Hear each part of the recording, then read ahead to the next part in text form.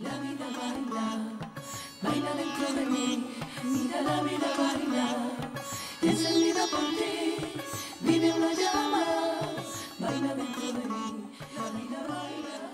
Megtapasztaljuk. Now,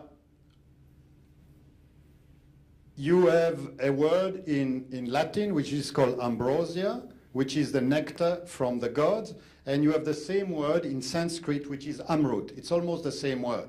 And in the Sanskrit scriptures it is quite clear that the gods and the demons fought to have access to this divine liquid. Van egy latin szó, az ambrózia, ami az isteni szent italt jelenti, és az istenek eledelét, ez szanszkritül amrutnak nevezik, és hát ezért is nagy küzdelem folyt, hogy elérjék ezt a nektárt. So,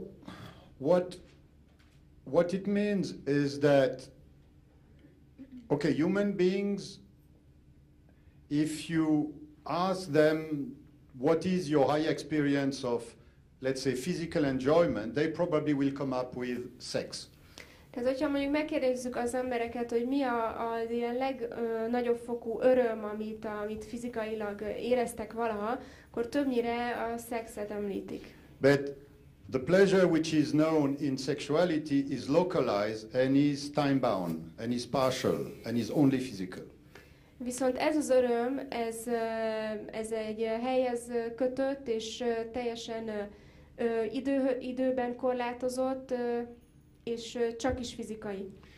While with the amrut you get a level of enjoyment which is both physical and spiritual. It is also physical. It's like a shower of bliss flowing every cell of your body. And it's like a shower. This is why, you know, it's identified with a liquid. És ez az amrut adja meg azt az örömöt, ami nem csak fizikai, hanem spirituális is. Tehát ez olyan, mint egy zuhany, egy ilyen áldás zuhany. Now, I am not saying you are going to know that this evening. I would be surprised if you are. Tehát nem erről beszélek, hogy ma este ezt fogjuk megismerni, meglepődnék, hogyha így történne. But I want to give you a sense that here, under your hair or under your skull, there is a potential, and it's up to you to discover it. Hanem amit próbálok elmondani, hogy itt az önök feje tetején, a koponyájuk alatt van az a képességük, ami lehetővé válik, meg tudják tapasztalni. So mostly in a program like that, where there is a guided meditation, what will we feel? Tehát többnyire egy ilyen programon, amikor vezetett meditáció van, mi az, amit érezhetünk? We will not feel the amrut in a water state. Nem fogjuk érezni az amrutot víz formában. Because this is a very, very strong experience which is possible only when the kundalini goes up with a lot of strength and everything is open, which is not the case for us. It's the case for someone like the Buddha, not for someone like me. Tehát ez akkor következik be, hogyha a kundalini nagyon nagy erővel és nagyon gyorsan emelkedik föl, minden megnyílik, tehát ez olyan emberek számára elérhető, mint például Buddha volt. But normal people, like you and me, if we are normal, we feel the experience not in the water state, but in the gaseous state. So we feel, if everything goes well, we feel a little bit this breeze, and we feel a sense of serenity, peace, well-being, and there is space between the thoughts. There is a very pleasant silence in the head. Mi ezt olyan formában, ezt nem a víz, hanem a gőzös, vagy a légnemű gázos formában érzékeljük ezt az energiát, ami egy nagyon nagy béke, megnyugodtság és a gondolatok közötti szünet, tehát egy gondolatmentes állapot, amit érezhetünk. Now again, this is the hypothesis.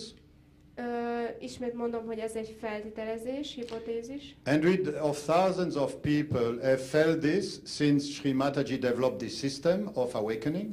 Több ezer ember megtapasztalta ezt, amióta Sri Mataji kifejlesztette ezt a módszert a fölemelkedésre. So frankly speaking, whether you feel it or not is not really my business. Tehát, hogy őszintén mondjam, hogyha önök érzik vagy nem érzik, az nem tőlem függ.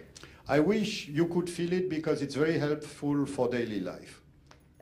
Én kívánom, hogy megtapasztalják, mert ez nagyon hasznos a mindennapi élethez. But obviously no one can force you, because it is not a voluntary activity. It has to be the awakening of the parasympathetic energy. De természetesen ezt nem lehet erőltetni, hiszen ez egy teljesen automatikus fölemelkedés és a paraszimpatetikus idegrendszer mentén. So best is to relax. Tehát a legjobb, hogyha elengedjük magunkat, kikapcsolunk kicsit. Now this seems to be a nice conclusion. Tehát ez úgy tűnik, hogy egy jó befejezés. We started 15 minutes late, but I could stop here and give more time to question and answers if you want. Kicsit később kezdtük, de lehet most, hogy megállok itt, és akkor föltehetik a kérdéseiket, amire válaszolok.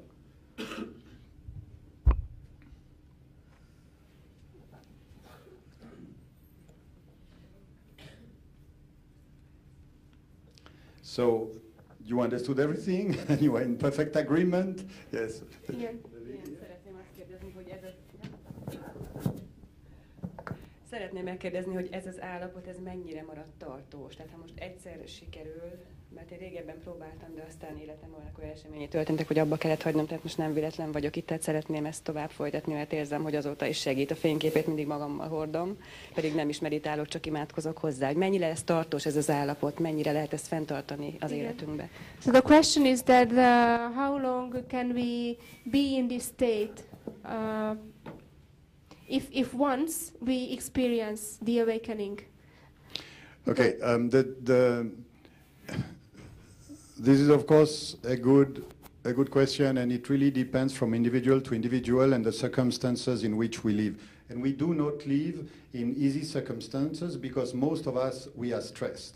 We are stressed in our jobs, we are stressed in our relationship, we are under pressure, and when we are under pressure, this closes the chakras.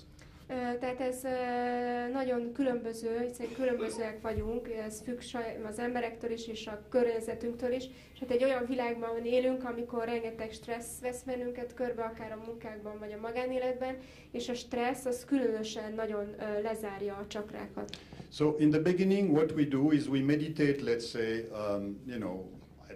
maybe half an hour every evening, maybe half an hour in the morning, twice a day, as a therapeutic existential exercise. Tehát például kezdetben mondjuk körülbelül fél órát meditálunk egy alkalommal reggel és este, hogy mint egy ilyen terápiás. Because then, through the meditation, the chakra open a little bit and more energy can come. Hiszen a meditáció során mindig egyre jobban kinyílik egy csakra, és több energia halad át. So mostly what we will experience is mental silence or thoughtless awareness.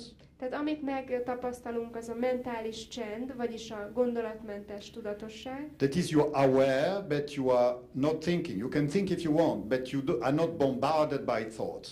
Tehát ez, amikor tudatában vagyunk mindennek, ami körülöttünk történik, de nincsenek a fejünkben gondolatok. And we feel a pleasant relaxation. És egy nagyon kellemes, lazult állapotban érezzük magunkat. And serenity. És békésen. And when we can do this every day, then it helps for the rest of the day, even though the rest of the day we are not in that state. És hogyha ezt minél többet tesszük, a meditációt, akkor ez az állapot, ez fönnmarad a nap többi részében is, bár akkor mondjuk nem vagyunk teljesen ebben a tudatosságban, és segít fenntartani ezt a békét bennünk. So, you see, now, why did I speak about this? Tehát miért beszéltem a Szent Grálról? Because I have known this thing. Mert én megtapasztaltam ezt. But it was not because of me. De ez nem én miattam történt. When I met Sri Mataji in London in 1975, I was 25 years old. Amikor 1975-ben Londonban találkoztam Sri Matajival, 25 éves voltam. And when I left her, because I had to leave, I was between United States and Switzerland, I felt this is great, but I will never be able to manage this. Amikor eljöttem tőle, akkor azt gondoltam, hogy Svájc és Amerika között ingáztam, hogy ez nagyszerű dolog volt, de én nem hiszem, hogy ezt fogom tudni csinálni. I felt I'm not capable, I don't have the capacity, I will lose this state.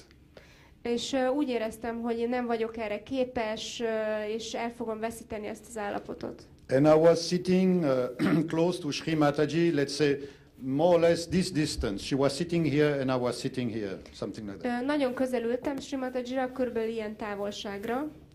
And then she moved her hand.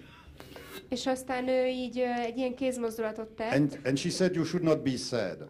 És azt mondta, nem lenne szabad szomorúnak lenned.